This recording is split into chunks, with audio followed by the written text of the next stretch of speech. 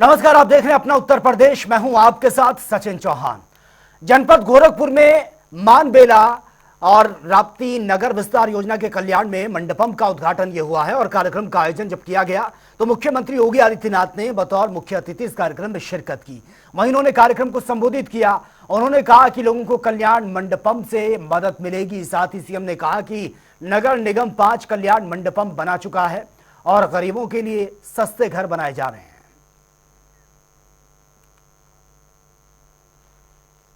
मैं सबसे पहले एक साथ 2 कल्याण मंडपम गोरखपुर के नागरिकों के लिए आज समर्पित किए जा रहे हैं, जिसमें एक बाबा गंभीरनाथ नगर मानबेला में और दूसरा राप्ती नगर विस्तार के पीरू शहीद में ये 2 कल्याण मंडपम सार्वजनिक कार्यक्रमों के लिए, शादी ब्याह के लिए, मांगलिक कार्यक्रमों के लिए, कोई बैठक है, कोई सभा करनी हो, कोई अन्य कार्यक्रम हो, और हो सकता है कि कभी रवि किशन आपको दावत पे ही बुला लें उन सभी क्षेत्रों में। तो इसलिए ये सब कल्याण मंडपम आपको यहां पर उपलब्ध करवाए जा रहे हैं कि आपको रामगढ़ ताल के शीश महल में न जाना पड़े, बल्कि यहीं पर ये सुविधा आपको उपलब्ध हो सके। इसके लिए आप सबको मैं बधाई देता हूं, इस उपलब्धि के लिए और इस योजना के लिए। मैं धन्यवाद देता हूं गोरखपुर विकास प्राधिकरण को कि इन्होंने, जो गोरखपुर की जनता जनार्दन ने मुझे विधायक बनाया, तो विधायक के रूप में जो विधायक निधि का पैसा मेरे पास आया था, उस पैसे में से 1,86,00,000 रुपया यह मेरी विधायक निधि का पैसा लगा और शेष गोरखपुर विकास प्राधिकरण ने लगाया। जमीन उन्होंने उपलब्ध करवाई और इतना भव्य कल्याण मंडपम यहां के नागरिकों के लिए शादी ब्याह, मांगलिक कार्यक्रम और अन्य कार्यक्रमों की दृष्टि इन्हें उपलब्ध करवा दिया। इसमें जो कार्यक्रम, आपके मांगलिक कार्यक्रम, शादी ब्याह के कार्यक्रम के लिए किसी बड़े होटल में महंगे दाम पर जो कार्य होता, यानी 10 लाख रुपए, 5 लाख रुपया देकर के जो कार्यक्रम आप करा पाते, वही इसमें केवल 11,000 रुपए या 15,000 या 25,000 रुपया देकर के वह कार्यक्रम आसानी से इतने बड़े कल्याण मंडपम में आपको करने की सुविधा उपलब्ध होगी। और इस प्रकार के अब तक गोरखपुर नगर में गोरखपुर विकास प्राधिकरण के द्वारा, गोरखपुर नगर निगम के द्वारा 5 ऐसे कल्याण मंडपम बनाए जा चुके हैं, जिनके माध्यम से गोरखपुर नगर वासियों को अधिक से अधिक सुविधा प्राप्त हो सके। लखनऊ में उत्तर प्रदेश न्यायिक सेवा संघ का 42वां सम्मेलन आयोजित किया गया, जहां पर सीएम योगी आदित्यनाथ ने बतौर मुख्य अतिथि कार्यक्रम में शिरकत की है। सीएम योगी ने कार्यक्रम को संबोधित करते हुए कहा, 3 नए कानून अब दंड पर आधारित नहीं बल्कि न्याय की सुदृढ़ व्यवस्था पर सफलतापूर्वक आगे बढ़ रहे हैं। और क्या कुछ उन्होंने कहा, एक बार सुन लेते हैं।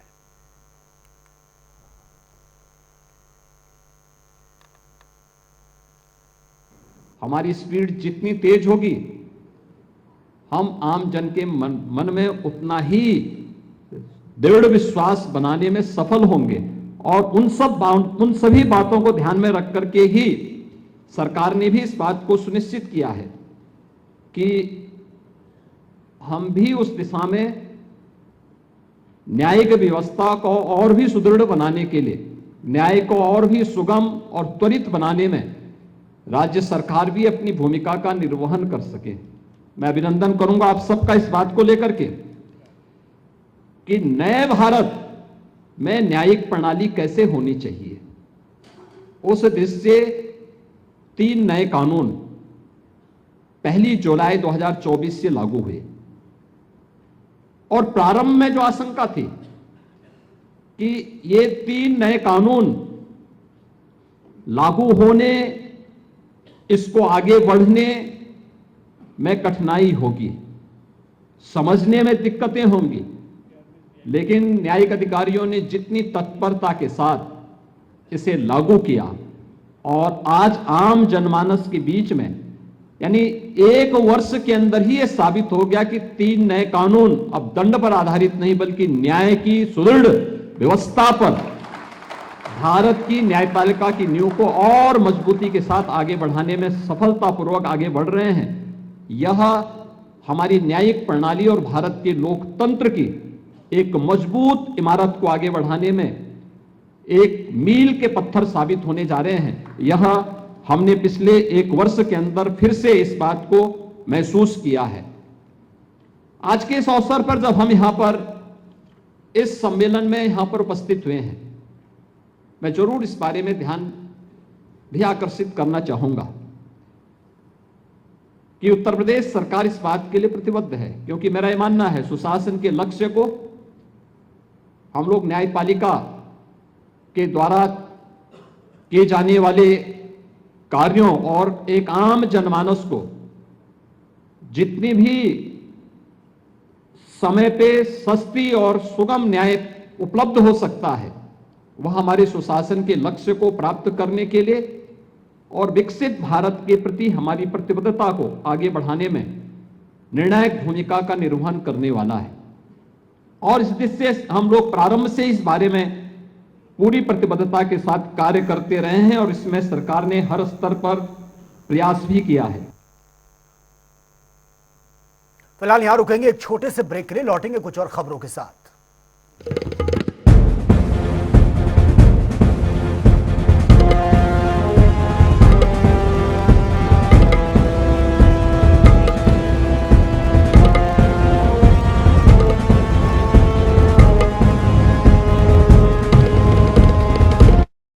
LIC लाया है unit linked insurance plan index plus. जीवन बीमा पाइए और निफ्टी स्टॉक्स के साथ अपने मार्केट रिटर्न्स को तेजी से बढ़ाइए। इस अट्रैक्टिव कॉम्बिनेशन के साथ अपना कल सुरक्षित कीजिए। सिर्फ 2500 रुपए मंथली प्रीमियम से शुरुआत कीजिए। आज ही LICindia.in पर जाएं।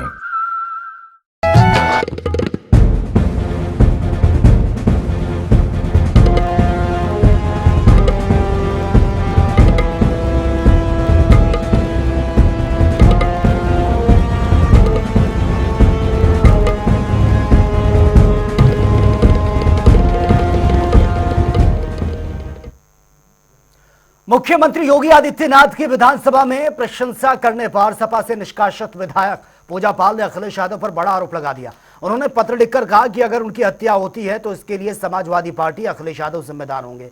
साथ ही पूजा पाल ने आरोप यह भी लगा दिया कि अखिलेश ने उन्हें अपमानित कर बीच रास्ते में छोड़ दिया है, जिससे आपराधिक प्रवृत्ति के समर्थकों का मनोबल बढ़ गया है। उन्होंने कहा कि पति की तरह उनकी भी हत्या करवाई जा सकती है।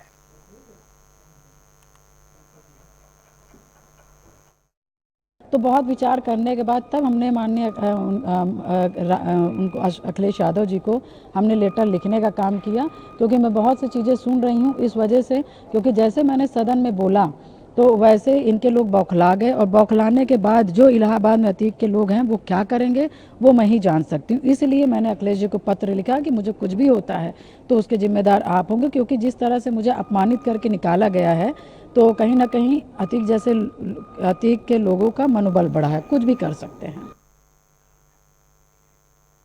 और लखनऊ में सपा से निष्कासित विधायक पूजा पाल के पत्र पर यूपी के डिप्टी सीएम ब्रजेश पाठक का बड़ा बयान सामने आया। उन्होंने मीडिया से संबोधित करते हुए कहा कि सपा ने अपने आचरण से यह साफ कर दिया कि उनकी नजर में बहु बेटियों और अति पिछड़ों का कोई सम्मान नहीं है। इस व्यवहार का खामियाजा पार्टी को चुनाव में भुगतना पड़ेगा। माननीय विधायक पूजा पाल के साथ जो समाजवादी पार्टी ने किया है, समाजवादी पार्टी को इसका खामियाजा भुगतना पड़ेगा। समाजवादी पार्टी जब जब सूबे में सत्ता में रही है, समाजवादी पार्टी के लोगों को देख करके बहु बेटियां नारा लगाती थी, देख सपाई बिटिया घबराई, और अपने आचरण से समाजवादी पार्टी ने ये कहा है कि हम बदले नहीं हैं। वही सपा के लोग हैं जो गुंडे माफियाओं को मजबूत करते थे जब अपनी सरकार थी, उनकी सरपरस्ती में गुंडे माफिया पनपते थे, और उनके आचरण से सिद्ध हो गया है कि समाजवादी पार्टी की नज़र में बहु बेटी का, अति पिछड़ों का कोई महत्व नहीं है। कभी भी वो किसी को भी अपमानित कर सकते हैं, और सोशल मीडिया पर जिस ढंग से समाजवादी पार्टी के लोगों ने माननीय विधायक पूजा पाल के प्रति अपशब्दों का, या मैं कह सकता हूं कि मानवता के खिलाफ ऐसे शब्दों का इस्तेमाल किया है, उसको प्रदेश जनता पास से देख रही है। समाजवादी पार्टी को इसका खामियाजा आने वाले दिनों में चुनाव में भुगतना पड़े। यूपी कांग्रेस प्रदेश अध्यक्ष अजय राय ने लखनऊ में कांग्रेस की अहम मीटिंग की और संगठन को मजबूत करने की रणनीति पर चर्चा हुई। और इसी बीच लखीमपुर खीरी से दुखद घटना भी सामने आई, जहां पर गलत इंजेक्शन के चलते नवजात शिशु की मौत हो गई है, जिसके चलते अजय राय ने बीजेपी सरकार पर जमकर निशाना भी साधा है। देखिए, जो आज यहाँ पर विधि विभाग की मीटिंग हुई है, हमारे चेयरमैन और कोऑर्डिनेटर के और हमारे प्रभारी जी के मार्गदर्शन में, इस पे हम सब लोग अभी जिले स्तर पर जो हमारा जहाँ भी जिला है, संगठन है, पहले से काम कर रहा था, उसमें जो लोग अभी और अच्छा काम कर रहे हैं उनको हम प्रमोट करेंगे, आगे लेंगे और वहाँ नए लोगों को बनाएंगे। जो आज वोट चोरी, आज वोटर लिस्ट में नाम काटना, जोड़ना, ये सारे चीज़ उनको हम लोग दे रहे हैं। कार्यकर्ताओं को जेल भेजना, ये सब लोग, ये लोग मिलकर न्याय योद्धा खड़े होंगे, करेंगे। और जो सबसे बड़ी बात है कि जो अत्याचार अन्याय पूरे प्रदेश के अंदर हो रहा है, उसको हमारे ये न्याय योद्धा डटकर खड़े होंगे। चाहे आम जनता की बात हो, चाहे पत्रकार की बात हो, चाहे कार्यकर्ता, सबके लिए डटकर खड़े रहेंगे और उनकी मदद निःशुल्क करेंगे। कोई भी उनको सेवा नहीं, निःशुल्क रूप से उनके लिए खड़े रहेंगे। ये सब कुछ नहीं है, ये पूरी सरकार असंवेदनशील है। इनकी इंसानियत, मानवता इनकी मर चुकी है। और इससे बड़ा विभत्स रूप क्या होगा कि माँ बाप अपने बच्चे को, मरे हुए बच्चे को झोले में लेके जा रहे हैं। अब योगी सरकार कहती है कि बहुत अच्छा काम हो रहा है, बहुत अच्छे, और मंत्री बोलते हैं, बड़ी बड़ी बात बोलते हैं कि डिप्टी सीएम। पूरी तरीके से केवल फर्जीगिरी हो रहा है, केवल झूठ बोला जा रहा है, जनता को बेवकूफ़ बनाया जा रहा है। न कहीं बढ़िया डॉक्टर इलाज कर पा रहे हैं, न दवाइयाँ हैं, और जो डॉक्टर अच्छा काम कर रहा है उसको प्रताड़ित भी कर रहे हैं। उनको आपसे देख सकते हैं, एक विधायक खुलेआम जिस तरीके से उनको गालियाँ दे रहा है, बेइज्जत कर रहा है। तो मुझे लगता है कि जो काम करने वाले लोग हैं हताश हो जाएंगे, वो घर बैठ जाएंगे, नौकरी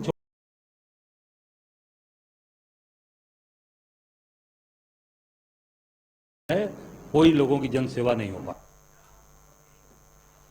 अयोध्या में केंद्रीय मंत्री अनुप्रिया पटेल ने कहा कि सरकार राजनीति में नैतिकता की दिशा में बड़ा कदम उठाते हुए 130वां संविधान संशोधन विधेयक लेकर आई है। उन्होंने यह भी कहा कि विधेयक को प्रवर समिति को भेजा गया है, जहां पर सभी दलों के नेता इस पर चर्चा भी करेंगे। और साथ ही उन्होंने कहा कि विपक्ष ने सदन नहीं चलने दिया, लेकिन सरकार इसे पारित करवाएगी। 130वां संविधान संशोधन विधेयक जो माननीय गृह मंत्री जी ने इस बार मानसून सत्र में पेश किया है, उसको लेकर मैं स्पष्ट कर देना चाहती हूं कि हमारी सरकार राजनीति में नैतिकता की दिशा में एक बड़े कदम के रूप में इस बिल को लेकर आई है। जो भी व्यक्ति देश के इस लोकतंत्र में मंत्री, प्रधानमंत्री, मुख्यमंत्री जैसे बड़े पदों पर बैठे हैं, उनकी जनता के प्रति एक जवाबदेही है। नैतिकता, पारदर्शिता और जवाबदेही के इन मूल्यों को बरकरार रखने के लिए, इन्हें और मजबूत करने के लिए ये विधेयक लाया गया है। कोई भी व्यक्ति यदि 30 दिन तक किसी भी गंभीर अपराध और या भ्रष्टाचार के आरोपों में जेल में है और उसकी बेल नहीं हो रही है, तो उसे इस्तीफा दे देना चाहिए, और नहीं देते हैं तो पद स्वतः समाप्त हो जाएगा। और फिलहाल ये जो हमारा बिल है, ये सेलेक्ट कमेटी को भेज दिया गया है, जिसमें सभी राजनीतिक दलों के हमारे जो नेतागण हैं इस बिल के एक एक बिंदु पर गहनता से विस्तार पूर्वक चर्चा करेंगे। इस बिल को लेकर किसी भी प्रकार का कोई संशय, कोई संदेह नहीं होना चाहिए। राजनीति में शुचिता, राजनीति में नैतिकता, राजनीति में जवाबदेही, यही हमारी मंशा है और इसी उद्देश्य से 130वां संशोधन विधेयक लाया गया है। जहां तक हमारे विपक्ष के मित्रों के शोर शराबा और आपत्तियों की बात है, मैं सिर्फ इतना ही कहना चाहूंगी, पूरे मॉनसून सत्र में आपने विपक्षी दलों के जो रुख रहा उसको देखा है। सरकार की पूरी मंशा थी कि सदन को चलाया जाए, लेकिन हमारे विपक्ष के मित्र सिर्फ वेल में कूदकर शोर शराबा करते रहे और सदन की कार्यवाही को बाधित किया।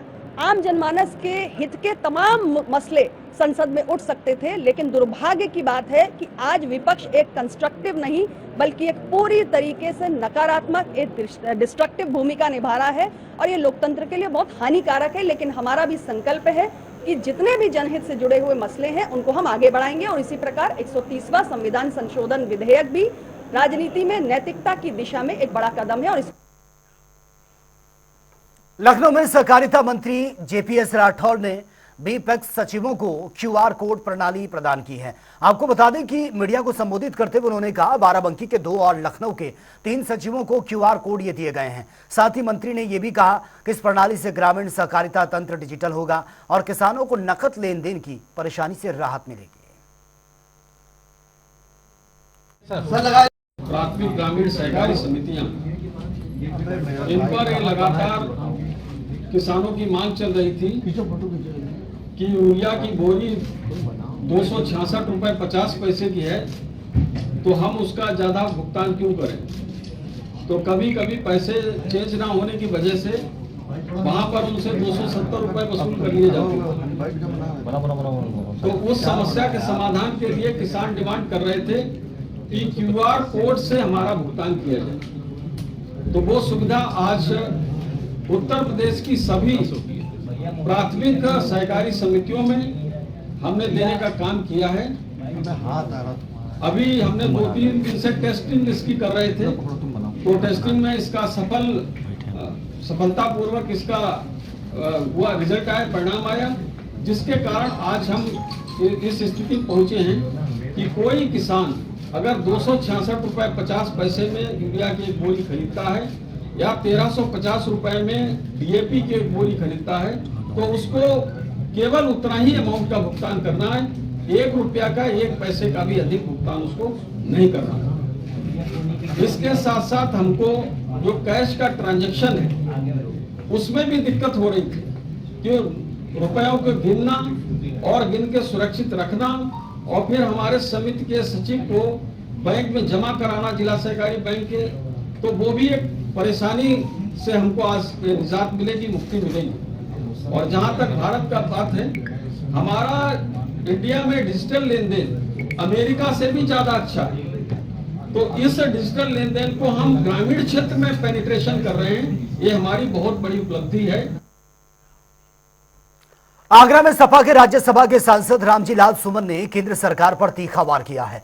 उन्होंने आरोप लगा दिया कि सदन में पेश किया गया 130वां संविधान संशोधन विधेयक विपक्षी नेताओं को निशाना बनाने के लिए लाया गया है। उन्होंने ये भी कहा कि सरकार ईडी सीबीआई का दुरुपयोग कर रही है और देश में अघोषित आपातकाल जैसी स्थिति है। अभी देश की संसद में 130वां संविधान संशोधन विधेयक प्रस्तुत किया गया है और इस विधेयक का मतलब प्रतिपक्ष के नेताओं का उत्पीड़न करना, उन्हें परेशान करना ही सरकार का एक सूत्री कार्यक्रम है। ये जो संशोधन विधेयक है, उस संशोधन विधेयक के मुताबिक अगर किसी मुख्यमंत्री या मंत्री के खिलाफ कोई अपराध पंजीकृत हुआ है और उसमें 5 साल से ज्यादा सजा का प्राविधान है और वो मंत्री या मुख्यमंत्री अगर 30 दिन जेल में रहा है, तो उसको अपना पद त्यागना पड़ेगा। सबसे बड़ा सवाल ये है कि ये जो प्रवर्तन निदेशालय है और सीबीआई है, ईडी और सीबीआई है, इनमें 95% केस जो रजिस्टर्ड हुए हैं, पंजीकृत हुए हैं, वो प्रतिपक्ष के नेताओं के खिलाफ, और इन दोनों एजेंसियों का दुरुपयोग हुआ है। अभी 7 अगस्त को उच्च न्यायालय ने इन दोनों संगठनों के बारे में, इनके काम करने का जो तरीका था उसके बारे में टिप्पणी की कि आपको ठग जैसा व्यवहार नहीं करना चाहिए। और सबसे महत्वपूर्ण बात है कि संसद में एक लिखित जवाब में सरकार ने खुद स्वीकार किया है कि जो मुकदमे रजिस्टर होते हैं, पिछले 10 वर्षों में 193 मुकदमे पंजीकृत हुए। ये सरकार का जवाब है राज्यसभा में। तो फिलहाल इस बुलेटिन में मेरे साथ इतना है, लेकिन तमाम खबरों के लिए आप बने रहिए जनता टीवी के साथ। नमस्कार।